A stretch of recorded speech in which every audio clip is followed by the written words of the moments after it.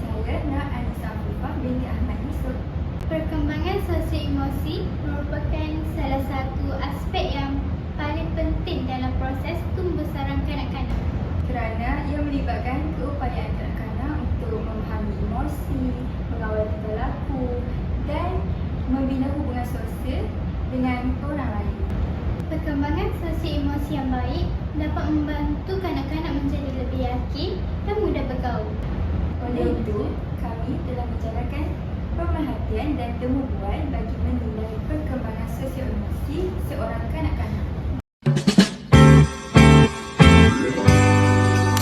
Inilah kanak-kanak yang kami pilih, iaitu Nurul Huda Nakibah binti Syahril Fazli yang berumur 5 tahun.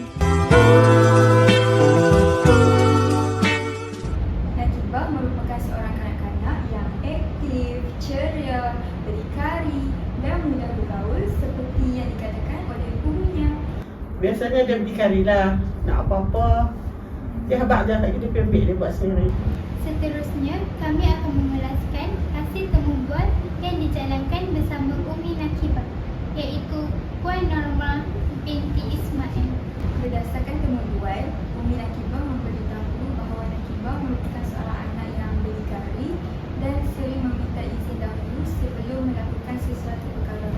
Dari aspek penyesuaian diri pula, Nakibah tiada masalah untuk bergaul. Contohnya, seperti apabila dia berada di taman permainan, dia mudah bertegur dan bermain bersama rakan yang lain. Bila pergi taman mainan, dia tengok budak-budak lebih mana dia duduk pergi dekat apa semua tu, saat dia macam main sekali, tegak, dia mudah masuk kawan. Malah, Nakibah juga menunjukkan sikap yang prihatin. Menurut cikgunya, jika ada rakan yang menangis, Nakibah akan cuba memujuk rakannya. Kalau budak 4 tahun teriak ke apa, dia pergi pujuk cikgu dia kata ada pasien tu.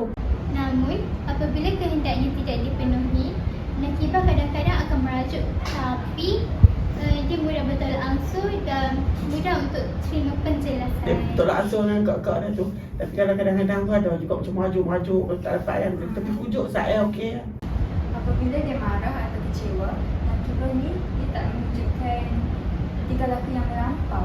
Dia hanya akan merajuk seketika dan dia mudah dipujuk. Dia kalau kata minta apa-apa dia tak bagi, kalau marah kan, lari masuk bilik duduk belakang pintu bunyi. Tapi dia pujuk, tapi dia mudah reda. Hasil pemerhatian menunjukkan bahawa Nakibah berjaya menguasai kebanyakan item yang dinilai.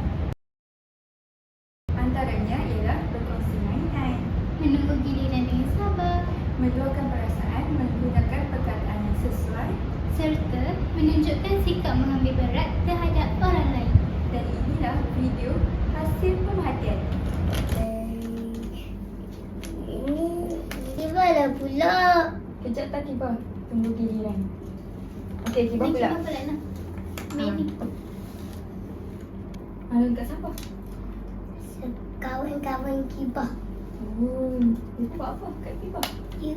Mereka makan makanan Kibah. Bidina boleh tak?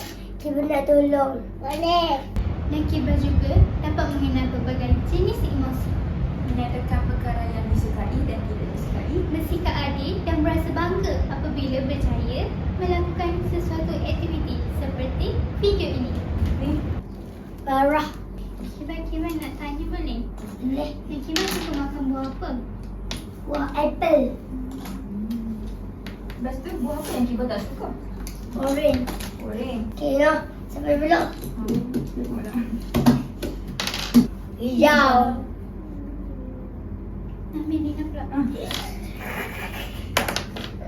Berasa biru. Biru. Walau bagaimanapun, terdapat satu item yang masih memerlukan bimbingan, iaitu item memberi idea semasa menjalankan aktiviti.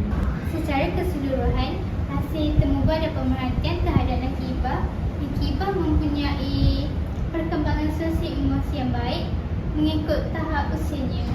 Nakibah ni, dia mampu berinteraksi dengan orang lain dan mudah menyesuaikan diri dalam persekitaran yang baru. Walaupun terdapat beberapa aspek yang perlu dikukuhkan, perkembangan yang ditunjukkan oleh Nakibah sangat memberangsangkan.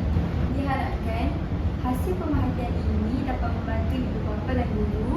memahami keperluan perkembangan sosialisasi serta memberi sokongan yang bersesuaian kepada mereka. Sekian, terima kasih. Yeah.